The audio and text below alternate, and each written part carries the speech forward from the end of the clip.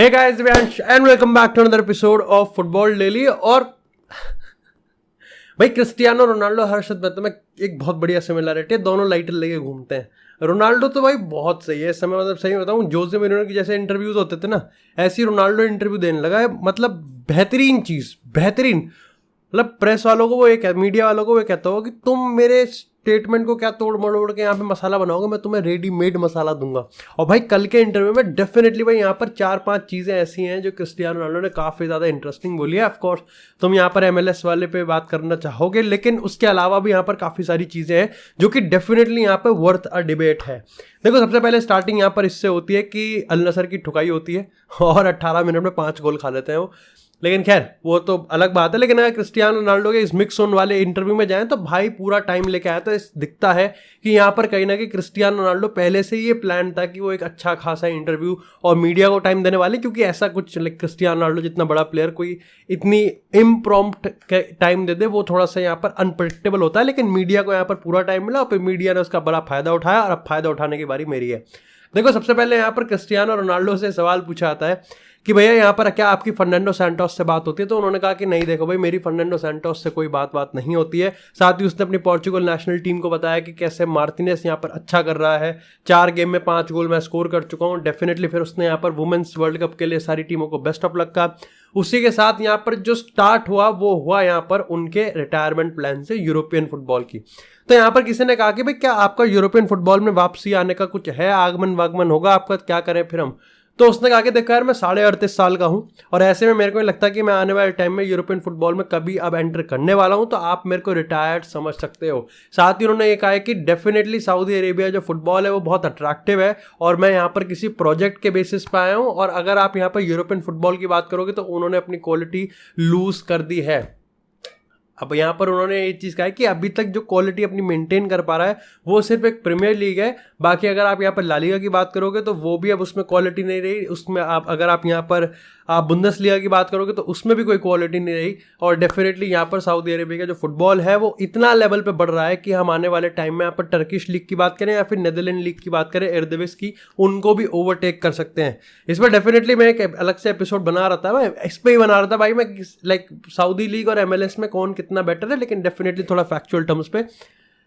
यहाँ पर interesting point ये है कि उन्होंने ये भी चीज़ कहा कि जब वो यूवेंटस में ज्वाइन करे थे, यूवेंटस डेफिनेटली यहाँ पर सीरिया अगर थोड़ा उसके हाइप की बात करें डेड था, लेकिन क्रिस्टियानो रोनाल्डो के आने के बाद डेफिनेटली यहाँ पर चीज़ें होने लगी। तो आप कह सकते हो कि नीडल मूवर की तरह यहाँ पर क्रिस्टियानो रोनाल्डो ने पोर्ट्रे किया। देखो, पर्टिकुलरली मैं यूवेंटस वाले सीन की बात करूँ तो इसमें बहुत बड़ा हाथ था क्रिस्टियानो रोनाल्डो का, क्योंकि मुझे पता है कि यहाँ पर सीरिया के जो ब्रॉडकास्टिंग राइट्स थे इंडिया में वो बहुत ही कठिन थे, आई थिंक थे भी नहीं ऑफिशियल ब्रॉडकास्टिंग राइट। लेकिन क्रिस्टियानो रोनाल्डो के आने के बाद एकदम से ये चीज़ बदली। उसके बाद आई थिंक यूवेंटस को एक बहुत बड़ा फायदा मिला, यूवेंटस सीरिया को। अब देखो यार, ये कहना है कि किसी प्लेयर के आने से पहले किसी क्लब का या फिर किसी लीग का वजूद ही नहीं था, that's I think bitter disrespectful. लेकिन ये कहना है कि भाई उस प्लेयर का आने का बहुत बड़ा कंट्रीब्यूशन यहाँ पर सीरिया में देखने को मिला था। हम चाहे Romelu Lukaku versus Cristiano Ronaldo की बात करें, रोनाल्डो वर्सेस लातन एक बहुत ही ब्रीफ पीरियड आया था, उसके बाद रोनाल्डो वर्सेस लुकाकू वर्सेस लातन, तो डेफिनेटली यहाँ पर चीज़ें काफ़ी ज़्यादा सही है। अब ऐसे तो आप कह सकते हो कि जो जोसे मोरिन्हो के फैंस है वो भी कहेंगे कि जोसे मोरिन्हो आया तो एक हेल्प मिलती है। तो डेफिनेटली इट्स नॉट अबाउट कि मिली है कि नहीं मिली है, इट्स ऑलवेज कि मिली तो है, लेकिन कितनी, वो यहाँ पर क्रिस्टियानो रोनाल्डो का जो स्टेटस है उस बहुत बड़ा है। इसी के साथ यहाँ पर क्रिस्टियानो रोनाल्डो ने ये कहा कि भैया देखो, सीधी सी बात है कि अगर बुंदेसलीगा की बात करें उसकी भी बहुत क्वालिटी लूज हुई है, और अगर हम यहाँ पर MLS की बात करें तो मैं MLS नहीं जाऊंगा। क्वेश्चन का आंसर जो था वो यहाँ से स्टार्ट था कि भाई मैं MLS नहीं जाऊंगा क्योंकि सऊदी अरेबिया में मेरा एक कॉन्ट्रैक्ट है और मैं सऊदी अरेबिया में पर्पस के लिए आया हूं, और वो पर्पस सबको दिख रहा है। जब मैंने तुमको पिछले साल कहा था कि आने वाले 2-3 सालों में सऊदी अरेबिया में टॉप टैलेंट्स आने वाले हैं, और वो देखो आते हैं। डेफिनेटली उसने ये चीज़ कहा कि देखो भाई, जहाँ क्रिस्टियानो रोनाल्डो है, इट्स लाइक वो इस मामले में तुमको पता है क्रिस्टियानो रोनाल्डो को बीट तो कर नहीं सकता। साथ ही उसने ये चीज़ कहा कि देखो MLS की क्वालिटी से बेटर है इस समय सऊदी अरेबिया क्वालिटी, और ये चीज़ भाई absolutely amazing. I think particularly भाई क्रिस्टियानो रोनाल्डो ने ये जानबूझ के कहा है एंड ही नोज इट कि भाई बज कैसे क्रिएट करना है। आप उस पूरे इंटरव्यू को देख लो, आप साफ पता चल जाएगा कि क्रिस्टियानो रोनाल्डो यहाँ पर डेफिनेटली सऊदी अरेबिया की अगर फुटबॉल लीग की बात करें तो उसमें यहाँ पर जान फूक रहे थे, और सबसे माचो और सैवेज आया कि क्या आप यहाँ पर हेड टू हेड जाओगे करीम बेंजेमा के साथ। उसने कहा ना ना ना ना, मैं करीम बेंजिमा के अगेंस्ट नहीं खेलूंगा, मैं खेलूंगा नूनो एस्पिरिटो सेंटो के अगेंस्ट, जो कि अल इत्तिहाद का मैनेजर है और जो पिछले सीजन ट्रॉफी जीत गया था। भाई ने बेंजिमा को दरकिनार ही कर दिया, मतलब उसको तो आंसर ही नहीं करा भाई ने। मतलब दैट्स, मैं बता रहा हूं ना तुमको, ये पूरा इंटरव्यू एक बस क्रिएट करने के लिए था और बस क्रिएट किया गया। देखो सीधी सी बात है, क्रिस्टियानो रोनाल्डो ना ही वो यूरोपियन फुटबॉल में हो, लेकिन उसके पास अभी भी पावर है कि वो भाई चीज़ों को हिला सकता है। एंड डेफिनेटली ये MLS वाला है बहुत इम्प्रॉम्प्टू था, लेकिन क्रिस्टियानो रोनाल्डो ने इसको बहुत सही से यूज़ किया है, क्योंकि of course at the end of the day उसको चाहिए भाई सऊदी फुटबॉल की अगर हम बात करें, इवन MLS का भी इस पर फायदा होगा, क्योंकि अब MLS भी कूद गया ऐसे उसको चाहिए कि भाई फैंस उनके बारे में बात करें। सीधी सी बात है, सोचो तुम बिग बॉस के बारे में अगर 2 दिन बात नहीं करोगे, डेड है वो, तो उसके बाद तुम्हें समझ में आया किसी ने थप्पड़ मार दिया तो फिर तुम बात करने लग जाओगे। तो वो यही करते हैं कि 2 दिन बात नहीं होती, तीसरे दिन कोई किसी मार लेता है तो फिर हो जाता है सीन। तो यही सीन था। खैर इसी के साथ बात करें थोड़ी सी इंडियन फुटबॉल की, काफी इंपॉर्टेंट अपडेट है। अब मेरे को ये नहीं पता कि ये सब चीज कंटिन्यूएशन में चल रही है, टुकड़ों में हमारे सामने निकल के आ रही है, क्योंकि यहाँ पर अभी तक जो अपील है उसका देखो, मैंने तुमको कल तुम मेरे को ट्विटर पे फॉलो कर सकते हो, वहां पर मैं अपडेट देता जा रहा हूँ कि यहाँ पर हमारे पास जो अभी रिपोर्ट निकल के आई है वो सिंपल सी है कि भाई देखो AIFF अपने ऑन बिहाफ पे बहुत ज्यादा यहाँ पर कोशिश कर रहा है कि इंडियन फुटबॉल एशियन गेम्स में जानी चाहिए, और ये वो नोटिस कर रहे हैं कि यहाँ पर जो इंडियन फुटबॉल फैंस हैं वो बहुत ज्यादा प्रोटेस्ट कर रहे हैं और बहुत ज्यादा नंबर्स में है।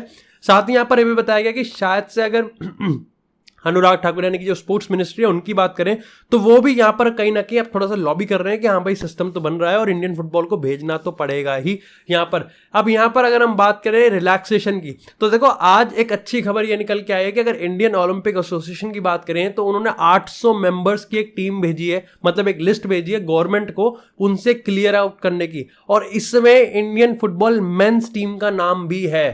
एंड डेफिनेटली अल्टीमेट जो अथॉरिटी है वो गवर्नमेंट के पास है कि भाई अगर गवर्नमेंट ये मानती है कि भाई ये टीम कुछ मेडल वेडल जीत सकती है और कुछ अच्छा परफॉर्म कर सकती है तो वो उस पर साइन कर देंगे। जो डेडलाइन है वो 26 जुलाई है। 26 जुलाई से पहले अगर उन्होंने नाम हटा दिया तो ठीक है भाई, एशियन गेम्स में नहीं जाने वाली। 26 जुलाई के बाद यहाँ पर कोई भी चेंज आप नहीं कर सकते। तो डेफिनेटली आने वाले अगर 1 हफ्ते की बात करें तो हमको पता ही चल जाएगा कि भाई इंडियन टीम जा रही है नहीं जा रही है।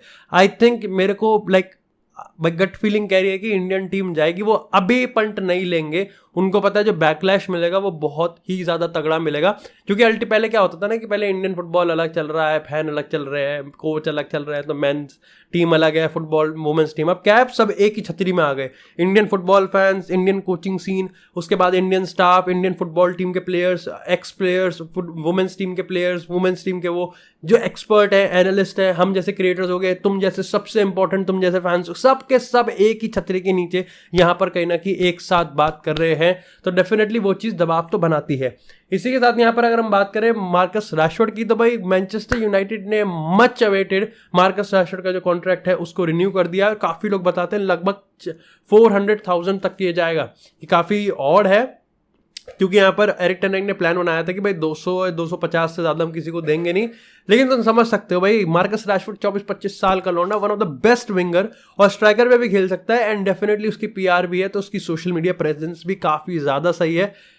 ऐसे में उसके पास हर क्लब का ऑफर होगा। और डेफिनेटली यहाँ पर आई थिंक डेविड ऑस्टिन ने, लॉरी विटवेल ने बताया था कि 2-3 ऑफर थे उसके पास, लेकिन फिर भी ऑफकोर्स उसका जो हमेशा से ड्रीम है वो यही है कि वो मैनचेस्टर यूनाइटेड के साथ कैसे मेजर ट्रॉफी जीत सकता है। और उसके जो हमने देखा है कि भाई उसने कॉन्ट्रैक्ट रिन्यू कर दिया, वो उसका है एक अच्छा खासा लंबा 4-5 साल का कॉन्ट्रैक्ट भाई ने रिन्यू करा है। इसी के साथ यहाँ पर कल हैरी केन को लेकर बहुत बढ़िया ड्रामा हुआ। तो भाई कल यहाँ पर अगर हम टेलीग्राफ और स्काई स्पोर्ट्स की बात करें तो उन्होंने इस चीज़ को बहुत ही ब्लंटली यहाँ पर लिख दिया था कि यहाँ पर ब्लंटली मतलब बहुत ही इम्प्रॉम्प्टू, मतलब आउट ऑफ नोवेयर उन्होंने लिखा कि भाई Harry Kane is the prime target of PSG, और PSG लाहोविच के लिए नहीं जा रही है। क्योंकि तुमको समझना पड़ेगा कि PSG, Harry Kane, Vlahovic, Chelsea, Lukaku, Juventus, ये सारा एक ही उसमें है। तो एक स्टोरी दूसरे स्टोरी को बहुत जल्दी हिट करती है।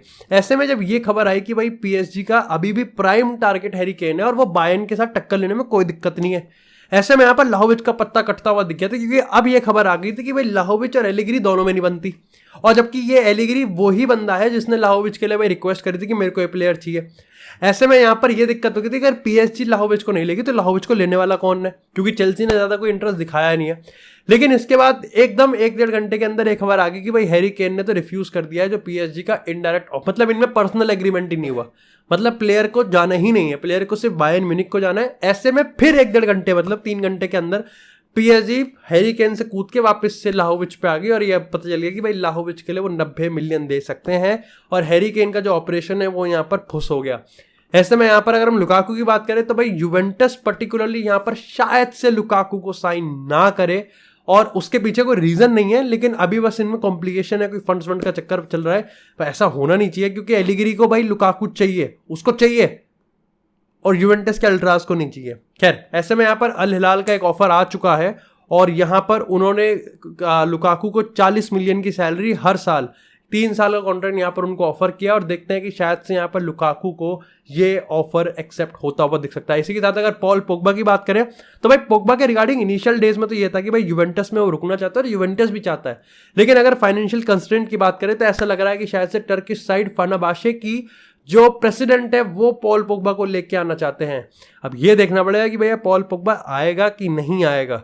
शायद से रिसेंट टाइम्स में पॉल पोग्बा के दिमाग में भी कुछ तो चेंज हुआ है कि हम जा सकते हैं और नहीं। इसी के साथ अगर न्यूकासल की बात करें तो भैया यहाँ पर न्यूकासल ने क्वारात्स्केलिया के लिए भाई 90 मिलियन का ऑफर दिया है, लगभग 82 मिलियन यूरोस का ऑफर दिया है, जिसको ऑफकोर्स नेपोली यहाँ पर रिजेक्ट करने वाली। क्योंकि देखो यार तुम ये मान के चल सकते हो कि अगर उसने विक्टर ओसिमन पे प्राइस टैग लगाया 160-170 का और तो वो उसने उस पर क्वारात्स्केलिया पे भी लगा रखा हुआ और दोनों का मतलब सिंपल है कि उसको सेल नहीं करना है।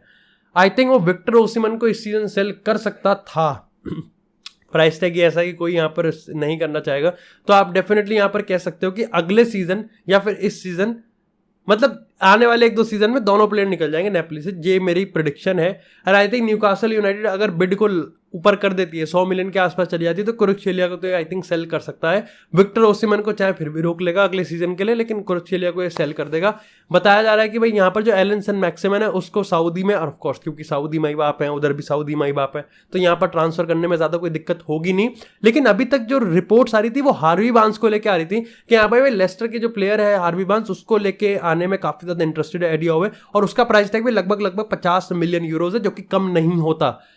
ऐसे में यहाँ पर अगर क्वारात्स्केलिया को लिया है तो मेरे को लगता है कि I think that's a very good, लेकिन भाई नेपोली बहुत इन्फ्लेटेड प्राइस टैग पे खेल रही है एंड आई थिंक 100 मिलियन मतलब क्या है ये 100 मिलियन किसी के लिए। आई नो भाई क्वारात्स्केलिया एक बहुत ही बेहतरीन टैलेंटेड प्लेयर है, लेकिन पहले के अगर हम आज से लगभग 6-7 साल पहले की बात करें, लगभग 4-5 साल पहले की बात करें तो इस लेवल के टैलेंटेड ऐसा तो है नहीं कि अभी 2023 में बनने लगे हैं ये, जो उस टैलेंट के प्लेयर्स भी होते थे ना वो भी लगभग 60 मिलियन 70 मिलियन में ऐसा होता था कि अरे बाप रे 70 मिलियन की डील हो गई। आज के टाइम में 100-110 सऊदी अलग ही चलता है भाई, सऊदी